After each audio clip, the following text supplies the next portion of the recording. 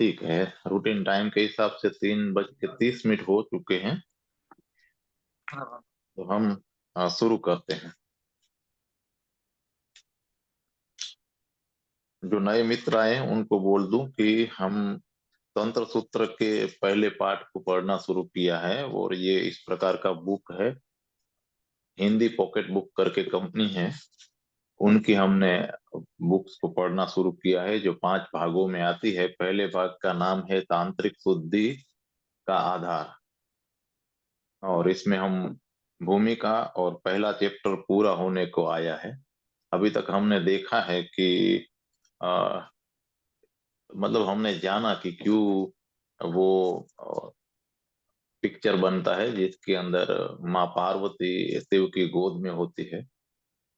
ओशो ने समझाया कि जब तक शिष्य के अंदर इतनी ग्राहकता ना आ जाए कि वो किसी बीज को अपने गर्भ में धारण कर सके और उसका विकास कर सके, तब तक गुरु उसको अपनी ओर से कुछ दे नहीं सकता। इस चीज को सिंबलाइज करने के लिए अब वो मूर्ति बनी हुई है, या फिर ऐसे पिक्चर बने हुए हैं जिसमें माँ पार्वती शंकर महादेव के गोद में बैठी होती हैं। एक ये हम समझे। दूसरा, ओशो कहते हैं मैं कहीं पर भी तुम पे कोई थोपूंगा नहीं। कोई भी गुरु शिष्य को सिर्फ सुझाव दे सकता है, उसके ऊपर अपनी कोई बात नहीं थोप सकता है। थोड़ी और भी बातें हमने जानी, जैसे कि एक बड़ी बात कि तंत्र नीति अनीति होश साक्षी इन सब से परे हैं। अच्छा, आपके उधर आवाज आ रही है करण भैया? हाँ तो मैं हाँ। आपको, हाँ, तो मैं म्यूट करता हूँ आपको। आप जरूरत पड़ने पर अपने को खुद अनम्यूट कर लीजिएगा। नहीं, दूसरा कोई खोला उससे आ रहा है। दूसरे किसी के आ रहा है? एक हाँ सेकंड हाँ। देखता हूँ। नहीं नहीं, दूसरा किसी का भी अनम्यूट नहीं है। धात्री पटेल था, उसका ही आ रहा। नहीं नहीं, धरती पटेल का बंद है, म्यूट है। अभी ठीक है। किया है। हाँ ठीक है, ठीक है, धन्यवाद धन्यवाद धरती जी। तो ऐसे हमने जाना कि तंत्र सबसे परे है। तो आगे हम पढ़ते हैं। आज इस पुस्तक का 19वां पेज है। पहला चैप्टर है इसका। इस अति नैतिक सुझाव के कारण तंत्र तुम्हारे तथाकथित साधु महात्माओं को बर्दाश्त नहीं हुआ। वे सब उसके विरोध में खड़े हो गए, क्योंकि अगर तंत्र सफल होता है तो धर्म के नाम पर चलने वाली सारी नासमझी समाप्त हो जाएगी। यह देखो कि ईसाइयत वैज्ञानिक प्रगति के विरुद्ध जोर से लड़ती है, क्योंकि उसने सोचा कि यदि भौतिक जगत में वैज्ञानिक प्रगति हो गई तो वह दिन दूर नहीं है जब विज्ञान मनोवैज्ञानिक और धार्मिक जगत में भी प्रवेश कर जाएगा। इसलिए ईसाइयत वैज्ञानिक प्रगति के खिलाफ जूझती रही।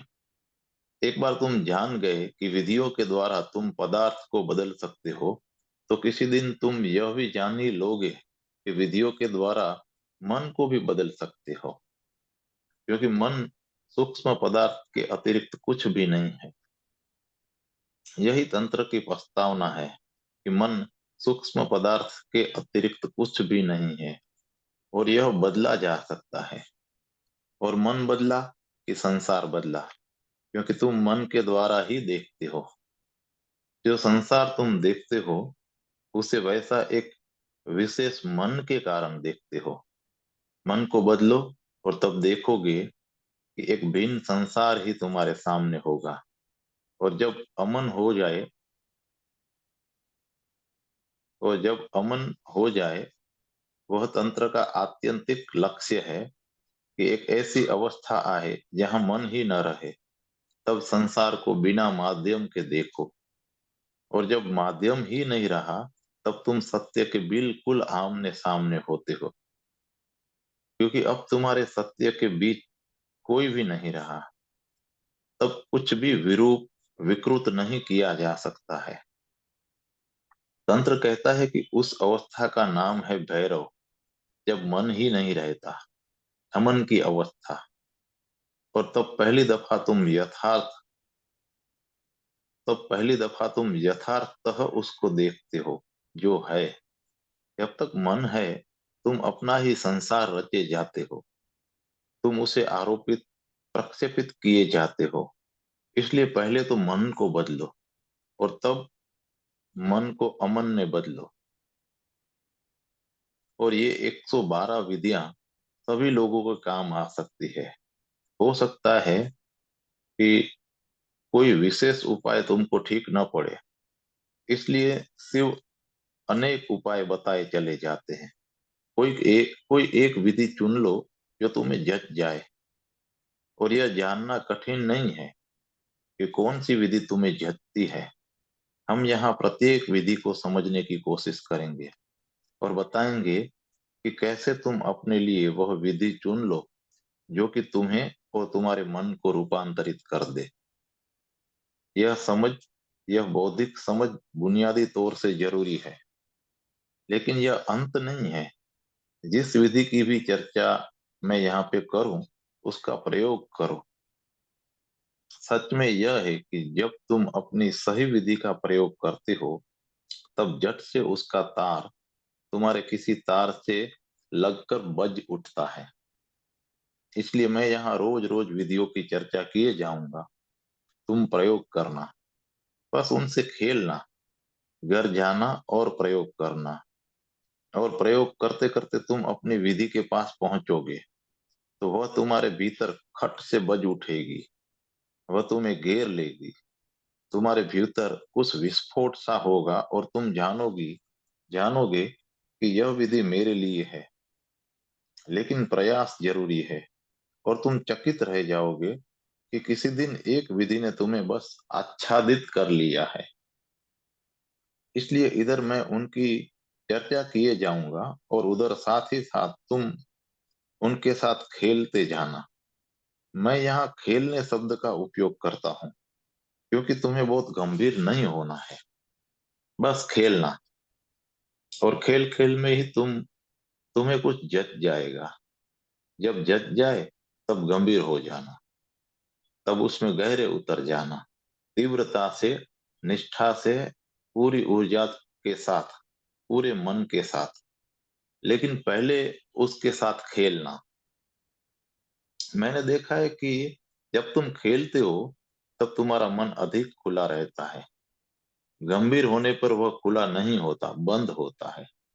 इसलिए खेलना भर, गंभीर मत होना। खेलना। और ये विधियां बहुत सरल हैं, तुम उनके साथ खेल सकते हो।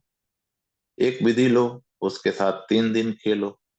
अगर तुम्हें उसके साथ निकटता की अनुभूति हो, अगर उसके साथ तुम थोड़ा स्वस्थ महसूस करो, अगर तुम्हें लगे यह तुम्हारे लिए है, तो फिर उसके प्रति गंभीर हो जाओ। तब दूसरी विधियों को भूल जाओ, उनसे खेलना बंद करो और अपनी विधि के साथ टिको। कम से कम 3 महीने टिको। चमत्कार संभव है। बस इतना होना चाहिए कि वह विधि सचमुच तुम्हारे लिए हो। यदि तुम्हारे लिए नहीं है तो कुछ नहीं होगा। तब उसके साथ जन्मों जन्म तक प्रयोग करके भी कुछ नहीं होगा। और अगर वह विधि तुम्हारे लिए है तो 3 मिनट भी काफी है। यह 112 विधियां तुम्हारे लिए चमत्कारिक अनुभव बन सकती है, या तुम उन्हें महज सुन सकते हो। यह तुम पर निर्भर है। मैं सभी संभव पहलुओं से प्रत्येक विधि की व्याख्या करूंगा। अगर तुम उसके साथ कुछ निकटता अनुभव करो तो 3 दिनों तक उससे खेलो, फिर छोड़ दो। अगर वह तुम्हें जचे, तुम्हारे भीतर कोई तार बजा दे, तो फिर 3 महीने उसके साथ प्रयोग करो। जीवन चमत्कार है। अगर हमने उसके रहस्य को नहीं जाना है तो उससे यही जाहिर होता है कि तुम्हें उसके पास पहुंचने की विधि नहीं मिली है। शिव यहाँ 112 विधियां प्रस्तावित कर रहे हैं। इसमें सभी संभव विधियां सम्मिलित हैं। यदि इनमें से कोई भी तुम्हारे भीतर नहीं जगती है, कोई भी तुम्हारे यह भाव नहीं देती है, कि वह तुम्हारे लिए है, तो फिर कोई भी विधि तुम्हारे लिए नहीं बचती है। इसे ध्यान में रख लेना। तब अध्यात्म को भूल जाओ और खुश रहो, वह तब तुम्हारे लिए नहीं है। लेकिन यह 112 विधियां तो समस्त मानव जाति के लिए है, और वह उन सभी युगों के लिए है जो गुजर गए हैं और आने वाले हैं। और किसी भी युग में एक भी ऐसा आदमी नहीं हुआ और न होने वाला ही है जो कह सके कि ये सभी 112 विधियां मेरे लिए व्यर्थ हैं। असंभव, यह असंभव है। प्रत्येक ढंग के चित्त के लिए यहाँ गुंजाइश है। तंत्र में प्रत्येक किस्म के चित्त के लिए विधि है। कई विधियां हैं जिनके उपयुक्त मनुष्य अभी तक उपलब्ध नहीं हुए हैं, वे भविष्य के लिए हैं। और कई ऐसी विधियां भी है जिनके उपयुक्त लोग अब रहे नहीं हैं, वे अतीत हैं। लेकिन डर मत जाना, अनेक विधियां हैं जो तुम्हारे लिए ही हैं। तो कल से हम इस यात्रा पर निकलेंगे। यहाँ अब पहला चैप्टर पूरा होता है, और अभी दूसरा चैप्टर में शुरू करता हूँ, जिसमें आगे जो भगवान ने चर्चा की है उसके ऊपर सन्यासी मित्र प्रश्न पूछते हैं और उन प्रश्नों के ओशो उत्तर देते हैं। दूसरे चैप्टर का नाम है योग और तंत्र, समर्पण और विधि। प्रश्न का सार कुछ एक इस प्रकार से है। एक, योग और तंत्र में फर्क क्या है? दूसरा, समर्पण की विधि क्या है? तीसरा, कैसे कोई विधि रास आती है? पेज नंबर 25 से हम इस चैप्टर के मुख्य पहलू को शुरू करते हैं। कई प्रश्न हैं, उनमें से पहला प्रश्न, परम परंपरागत योग और तंत्र में भेद क्या है और क्या वे एक ही चीज है? तंत्र और योग बुनियादी रूप से भिन्न हैं। यद्यपि दोनों एक ही लक्ष्य पर ले जाते हैं, तो भी उनके रास्ते भिन्न हैं। भिन्न ही नहीं, विपरीत हैं। इसे ठीक से समझ लेना है। योग की प्रक्रिया प्रक्रिया भी उपाय मूलक है। योग भी विधि ही है। योग कोई मीमांसा नहीं है। तंत्र की तरह ही योग भी क्रिया है, उपाय विधि पर निर्भर है। तंत्र की तरह ही योग में भी कुछ करने से, क्रिया से होना या फिर अस्तित्व उपलब्ध होता है। लेकिन दोनों के ढंग, दोनों की प्रक्रियाएं भिन्न भिन्न हैं। योग में लड़ना अनिवार्य है, वह एक योद्धा का पथ है। तंत्र के मार्ग पर लड़ना बिल्कुल नहीं है। उल्टे तंत्र में भोग है, भोगना है, लेकिन बोध पूर्वक। योग होश के साथ दमन है, तंत्र होश के साथ भोग है। तंत्र कहता है कि तुम जो कुछ हो, परम तत्व उसके विपरीत नहीं है। वह वृद्धि है, विकास है। तुम परम तत्व की ओर विकसित हो सकते हो। तुम्हारे और सत्य के बीच विरोध नहीं है, तुम उसके अंश हो। इसलिए प्रकृति के साथ विरोध की, द्वंद की कोई जरूरत नहीं है। तुम्हें प्रकृति का उपयोग करना है। तुम जो भी हो उसका उपयोग करना है, ताकि उसके पार उठ सको। योग में ऊपर जाने के लिए तुम्हें अपने से ही संघर्ष करना है। योग में संसार और मोक्ष, जो तुम हो और जो तुम हो सकते हो, दोनों विपरीत चीजें हैं। इसलिए दमन करो, जो हो उसे मिटाओ, ताकि वह हो सके जो हो सकता है। योग में पार जाना मृत्यु है। तुम्हारे स्वरूप के जन्म लेने के लिए तुम्हें मरना होगा। तंत्र की निगाह में योग एक गहरा आत्मघात है। उसमें तुम्हें अपने प्रकृत रूप, शरीर, वृत्ति, इच्छा, सब कुछ को मारना होगा, नष्ट करना होगा। जबकि तंत्र कहता है तुम जैसे हो अपने को स्वीकार करो। तंत्र गहरी से गहरी स्वीकृति है। अपने और सत्य के बीच, संसार और निर्वाण के बीच अंतराल नहीं बनाना है, कोई भी अंतराल नहीं। तंत्र में अंतराल जरूरी नहीं है, मृत्यु जरूरी नहीं है। वहां तुम्हारे पुनर्जन्म के लिए मृत्यु नहीं है, पर अतिक्रमण आवश्यक है। और इस अतिक्रमण के लिए तुम्हें अपना ही उपयोग करना है। उदाहरण के लिए, यौन है, काम है। यह बुनियादी ऊर्जा है जिसके जरिए, जिससे ही तुम पैदा हुए हो।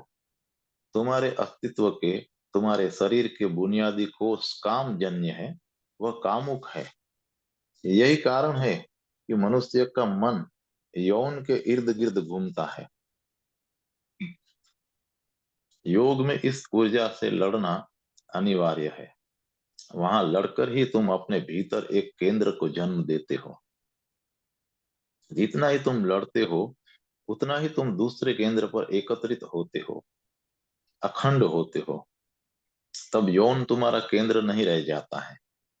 काम से लड़कर, मगर बोधपूर्वक तुम्हारे भीतर अस्तित्व का एक नया केंद्र, एक नई धुरी, एक नया स्फटिकीकरण पैदा होगा।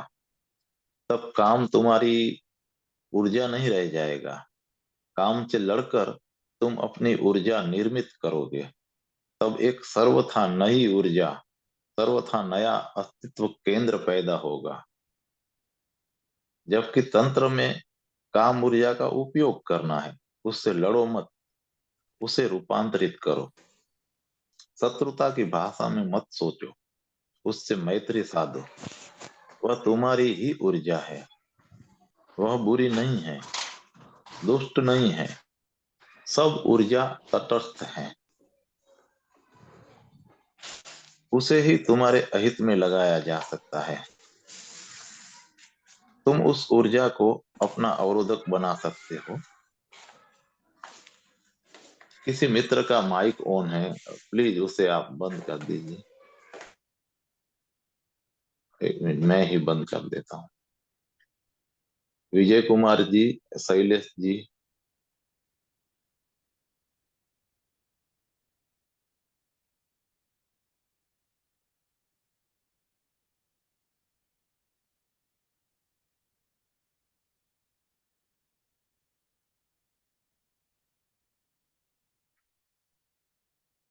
ठीक है, आगे बढ़ते हैं।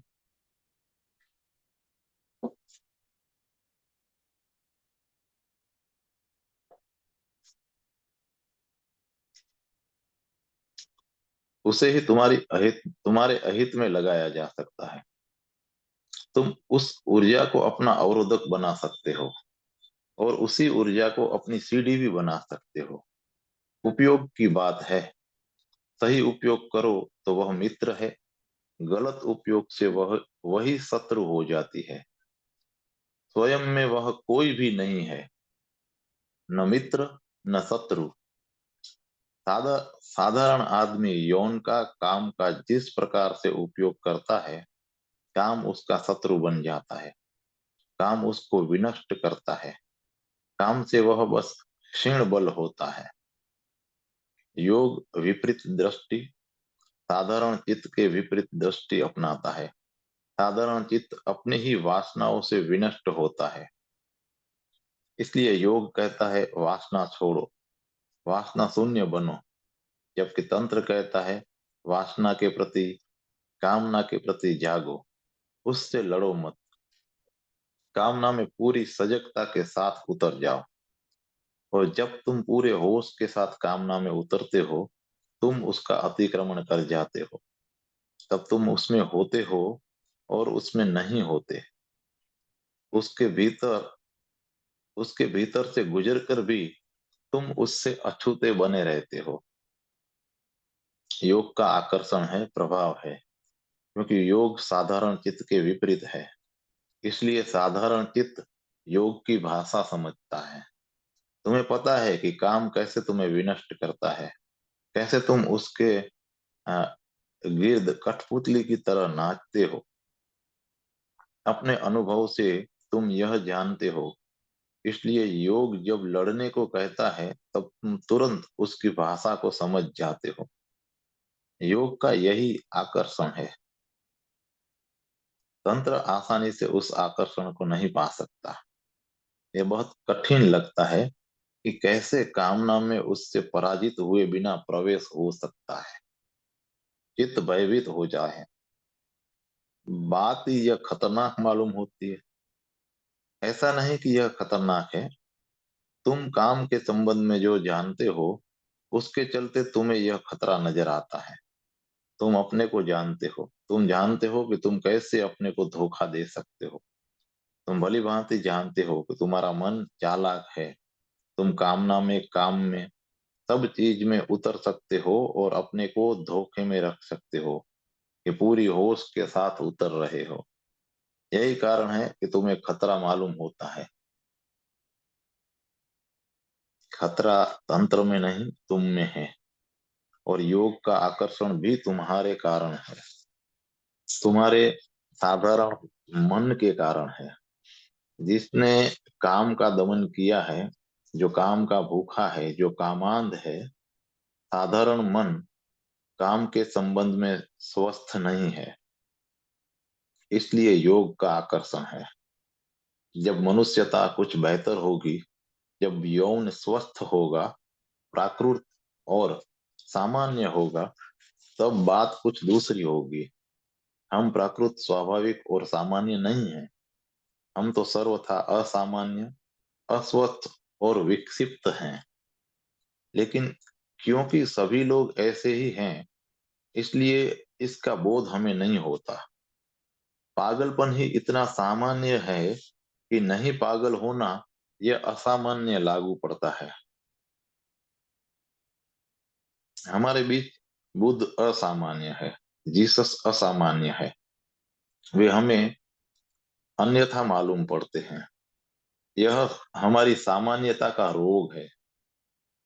और इसी सामान्य चित्त में योग का आकर्षण पैदा होता है।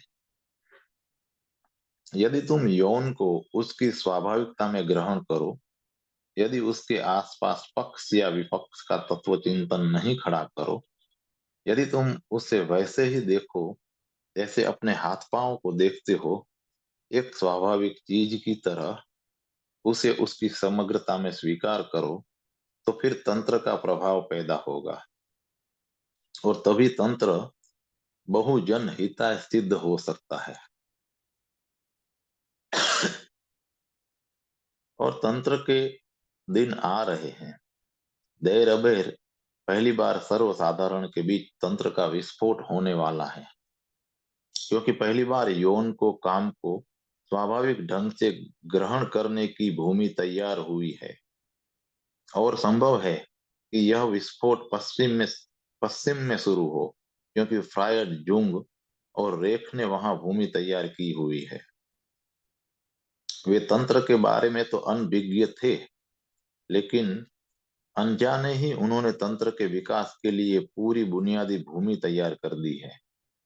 पश्चिम का मनोविज्ञान इस निष्कर्ष पर पहुंचा है कि मनुष्य बुनियादी रूप से बीमारी मनुष्य की बुनियादी रूप बीमारी कामजन्य है। उसकी बुनियादी विक्षिप्तता काम केंद्रित है। इसलिए जब तक उसका यह काम केंद्रित होना नहीं मिटता है, आदमी स्वाभाविक और सामान्य नहीं हो सकता है। सेक्स के प्रति, काम के प्रति अपनी दृष्टि और रुझान के चलते, अपने भावों के चलते आदमी गलत हो गया है। किसी भी दृष्टि या भाव की जरूरत नहीं है, और तभी तुम स्वाभाविक हो सकते हो। क्या तुम अपने आंखों के प्रति कोई रुझान रखते हो? वे दुष्ट हैं या दिव्य? तुम अपनी आंखों के पक्ष में हो या विपक्ष में? कोई पक्षपात नहीं है। और इसीलिए आंखें हमें सामान्य लगती हैं।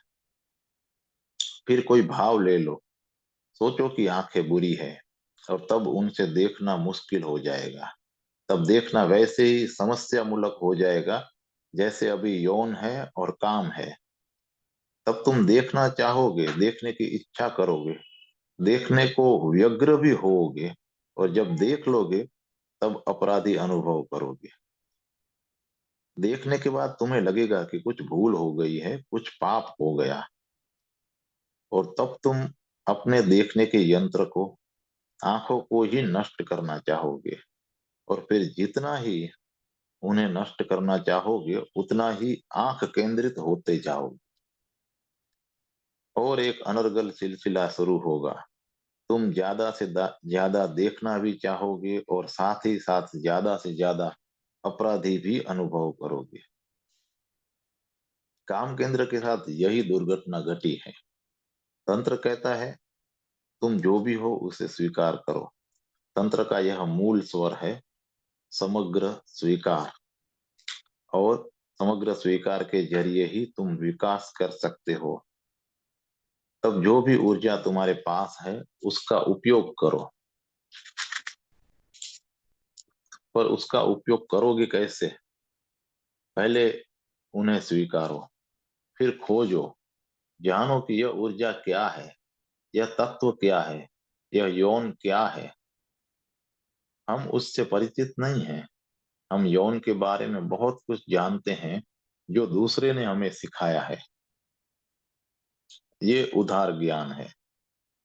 हम काम भोग से भी गुजरे होंगे, लेकिन अपराधी मन से, दमित मन से, और जल्दबाजी में। मन का कोई बोझ उतार फेंकने के लिए हम संभोग में उतरे होंगे। तुम्हारे लिए काम भोग प्रिय कर्म नहीं है। तुम उसमें प्रसन्न नहीं हो, लेकिन लेकिन उसे तुम छोड़ भी नहीं सकते, क्योंकि जितना ही तुम उसे छोड़ना चाहते हो, उतना ही वह आकर्षक होता जाता है। जितना ही तुम उसे नकारते हो, उतना ही उसके प्रति आमंत्रित अनुभव करते हो। तुम काम वासना को नकार नहीं सकते, मिटा नहीं सकते, लेकिन मिटाने के प्रयत्न में तुम इस उस चित्त को ही, उस सजगता और संवेदनशीलता को ही मिटा डालते हो जो काम वासना को समझ सकती थी। इसलिए तुम्हारा यौन, तुम्हारा काम संवेदन शून्य होकर जारी रहता है, और तब तुम उसे समझ नहीं पाते। गहरी संवेदनशीलता ही किसी चीज को समझ सकती है। उसके प्रति गहरा भाव, गहरी सहानुभूति, और उसमें गहरी गति ही किसी चीज को समझ सकती है। तुम काम को तभी समझ सकते हो यदि तुम काम के पास वैसे ही जाओ जैसे कोई कवि फूल के पास जाता है, तभी समझ सकते हो। अगर तुम फूलों के साथ अपराध अनुभव करो, तो तुम फुलवारी से आंखें बंद किए गुजर जाओगे। तुम बड़ी जल्दबाजी में रहोगे। तुम फुलवारी से जल्दी जल्दी किस कदर निकल भागने की फिक्र में रहोगे। फिर सजग और बोधपूर्ण कैसे रह पाओगे? इसलिए तंत्र कहता है तुम जो भी हो उसे स्वीकार करो। तुम अनेक बहुआयामी ऊर्जाओं के रहस्य हो, महारहस्य हो।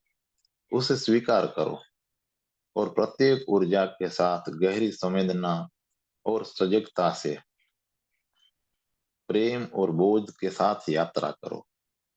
उसके साथ हो, और तब प्रत्येक कामना अपने ही अतिक्रमण का वाहन बन जाती है। तब प्रत्येक ऊर्जा सहयोगी हो जाती है, और तब संसार ही निर्वाण हो जाता है। शरीर ही मंदिर हो जाता है, पवित्र मंदिर, पावन तीर्थ। योग एक निषेध है, जबकि तंत्र विधेय है। योग द्वैत की भाषा में सोचता है, इसलिए यह योग शब्द, योग का अर्थ है दो चीजों को जोड़ना, उनका युग्म बनाना, दो चीजों के ऊपर जुआ रखना। लेकिन वहां दो चीजें हैं, वहां द्वैत है। तंत्र कहता है द्वैत नहीं, और अगर द्वैत है तो तुम उसे एक नहीं कर सकते। कितना भी प्रयत्न करो, दो रहेंगे ही। कितना भी जोड़ो, दो के दो रहेंगे ही, संघर्ष जारी रहेगा, द्वेष बच्चा रहेगा। अगर संसार और परमात्मा दो हैं तो वो एक में नहीं जोड़े जा सकते, और अगर वे यथार्थ में दो नहीं है, दो की तरह सिर्फ भासते हैं, तो ही वे एक हो सकते हैं। अगर तुम्हारा शरीर और तुम्हारी आत्मा दो है तो उनको जोड़ने का उपाय नहीं है, वे दो ही रहेंगे। तंत्र कहता है द्वैत नहीं है, द्वैत मात्र एक आभास है। इसलिए आभास को मजबूत बनाने की जरूरत क्या है? इस आभास को मजबूत होने में सहयोग क्यों दिया जाए? इसी क्षण इसे समाप्त करो और एक हो जाओ। और एक होने के लिए स्वीकार चाहिए, संघर्ष नहीं। स्वीकार एक करता है। संसार को स्वीकारो, शरीर को स्वीकारो, और जब उसको स्वीकारो तो उसमें निहित है। अपने भीतर दूसरा केंद्र मत पैदा करो, क्योंकि तंत्र की दृष्टि में दूसरा केंद्र अहंकार के सिवा कुछ नहीं है।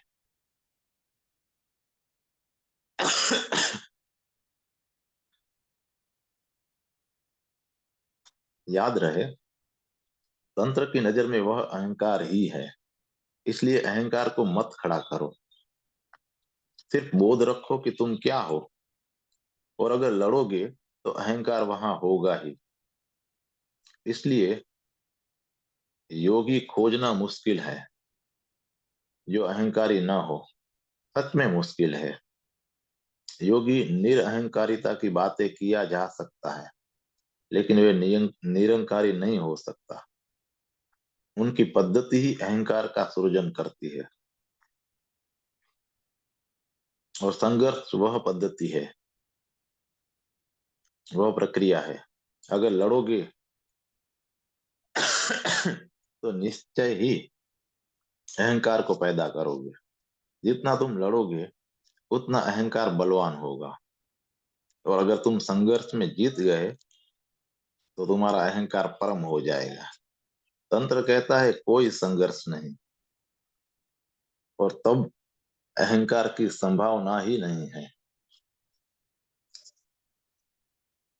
लेकिन अगर हम तंत्र की बात माने तो बहुत सी समस्याएं खड़ी होगी, क्योंकि यदि हम लड़ते नहीं हैं तो हमारे लिए भोग ही रह जाता है।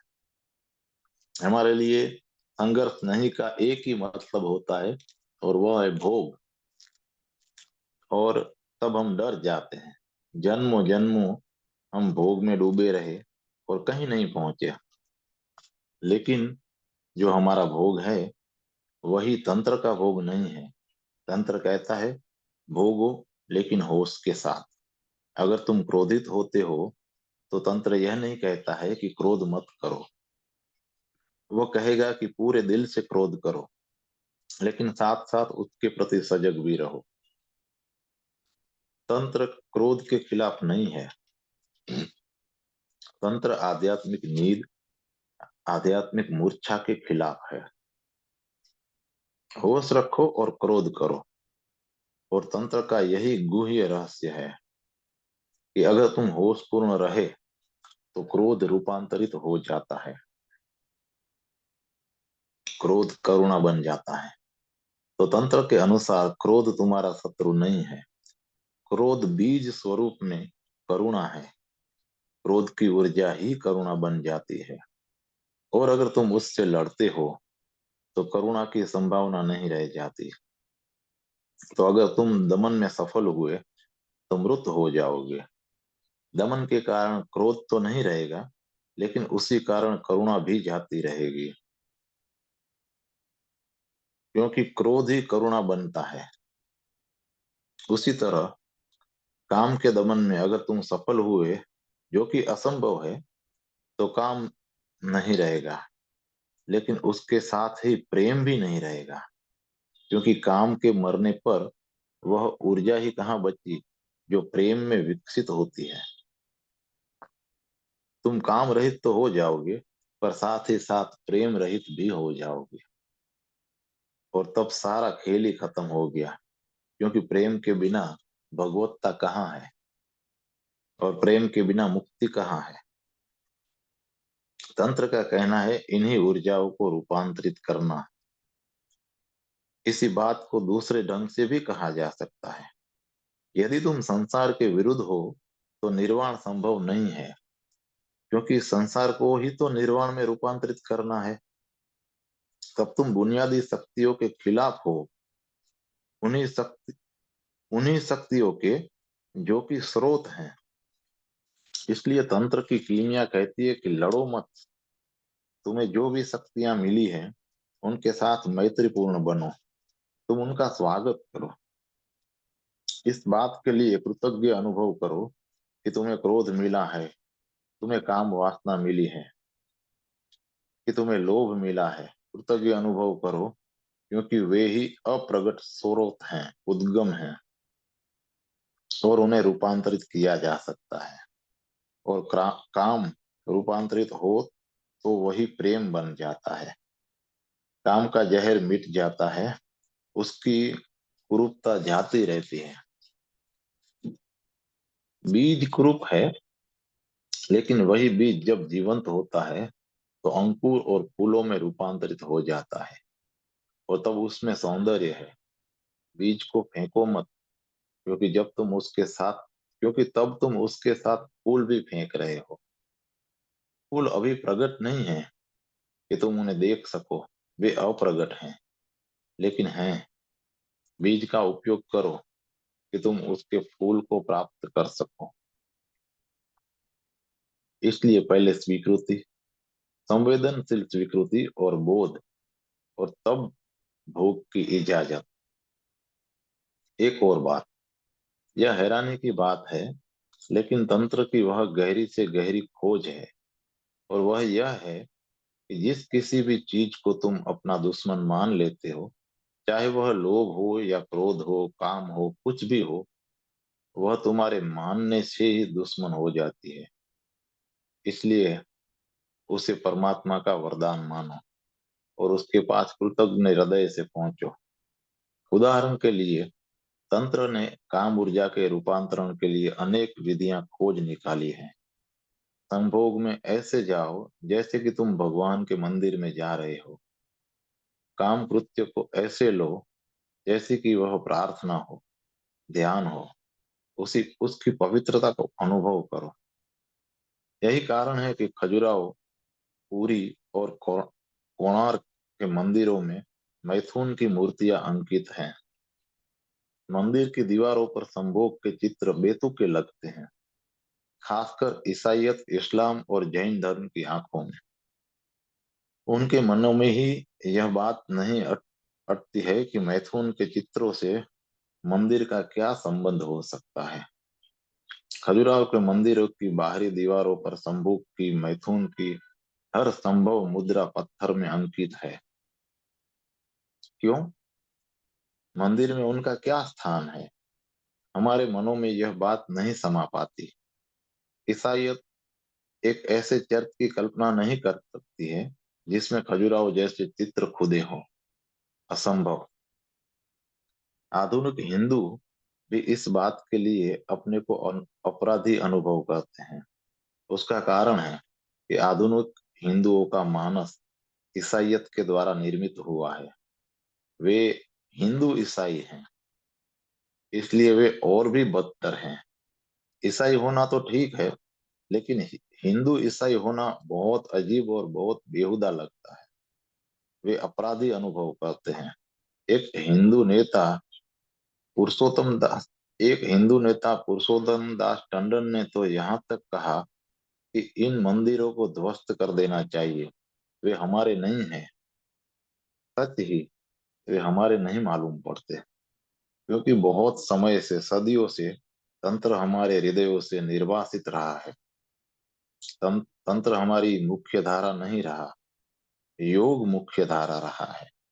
और ये योग खजुराहो की सोच में भी नहीं और योग खजुराहो की सोच भी नहीं सकता।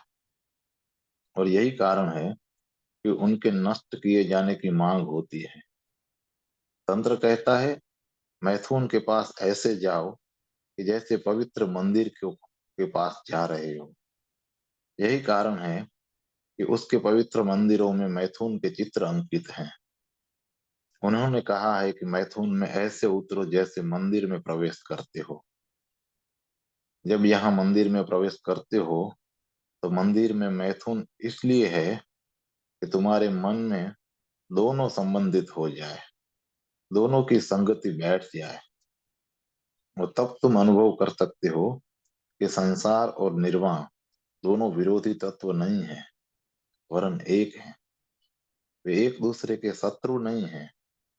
वे ध्रुवीय विपरीत विपरीतताएं हैं जो एक दूसरे की सहायता करती हैं, और एक ध्रुवीयता के कारण ही वे अस्तित्व में भी हैं।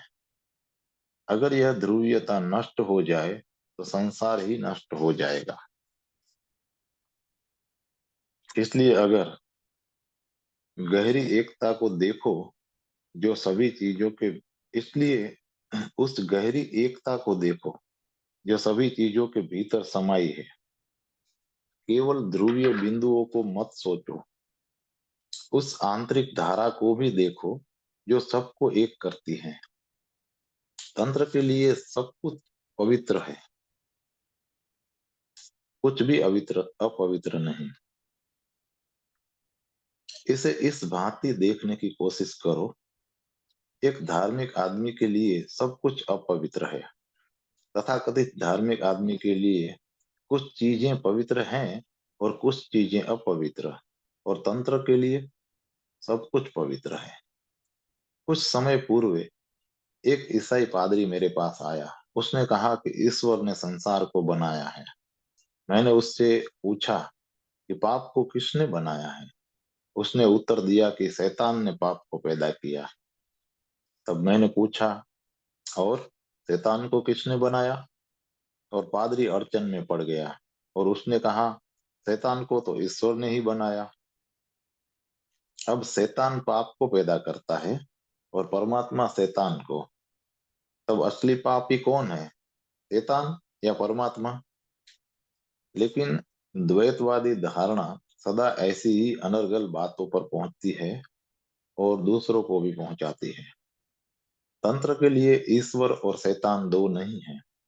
तंत्र में शैतान नाम की कोई चीज ही नहीं है।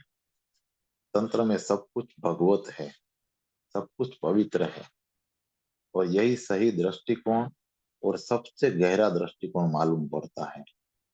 अगर इस जगत में कोई चीज अपवित्र है तो प्रश्न उठता है कि वह कहाँ से आती है और वह संभव कैसे है। इसलिए दो ही विकल्प है। एक है नास्तिक का विकल्प जो कहता है सब कुछ अपवित्र है। यह दृष्टिकोण अपनी जगह ठीक है। नास्तिक भी अद्वैतवादी है, उसे संसार में कहीं भी पवित्रता दिखाई नहीं देती। और दूसरा विकल्प तांत्रिक का है। वह कहता है सब कुछ पवित्र है। वह भी अद्वैतवादी है, लेकिन इन दिन दोनों के बीच जो तथाकथित धार्मिक लोग हैं वे वास्तव में धार्मिक नहीं हैं। वे न धार्मिक हैं और न अधार्मिक। वे सदा द्वंद में जीते हैं, और उनका पूरा धर्म शास्त्र छोरों को मिलाने में संलग्न है, लेकिन वे छोर कभी नहीं मिलते। अगर संसार में एक भी कोष, एक भी अणु अपवित्र है तो सारा संसार अपवित्र हो जाता है, क्योंकि पवित्र संसार में वह अकेला अपवित्र अणु कैसे रह सकता है। उसे सब कुछ का, समस्त का सहारा मिला है। होने के लिए सबका, समस्त का सहारा चाहिए। और अगर अपवित्र तत्व पवित्र तत्वों से सहारा पाता है तो फिर दोनों में फर्क क्या है? इसलिए संसार या तो समग्र रूपेण और बेशर्त पवित्र है, और या वह अपवित्र है। बीच की कोई स्थिति नहीं हो सकती। तंत्र कहता है कि सब कुछ पवित्र है, और यही कारण है कि हम उसे समझ नहीं पाते। यह सबसे गहरी अद्वैतवादी दृष्टि है। यदि इसे दृष्टि कह सकें, पर दृष्टिकोण यह नहीं है, क्योंकि कोई भी दृष्टिकोण द्वैतवादी ही होगा। तंत्र किसी के भी विरुद्ध नहीं है, इसलिए वह दृष्टिकोण नहीं है, वह तो अनुभूत एकता है, वह तो जी हुई एकता है। ये दो मार्ग हैं, योग और तंत्र। हमारे अपंग चित्त के कारण तंत्र प्रभावी नहीं हो सका, लेकिन जब कोई भीतर से स्वस्थ होता है, जब वह अराजक नहीं है, तभी तंत्र का सौंदर्य है। और वही समझ सकता है कि तंत्र क्या है। हमारे अशांत चित्त के कारण योग का आकर्षण है। अशांत चित्त को योग आसानी से आकर्षित करता है। स्मरण रहे कि तुम अंतिम रूप से, तुम्हारा चित्त ही किसी चीज को आकर्षक या विकर्षक बनाता है। तुम ही निर्णायक घटक हो। दोस्तों, समय समाप्त हो गया है, तो आज हम यहीं से कल के लिए रुकते हैं। मैं आप सभी का बहुत आभारी हूँ, इतनी देर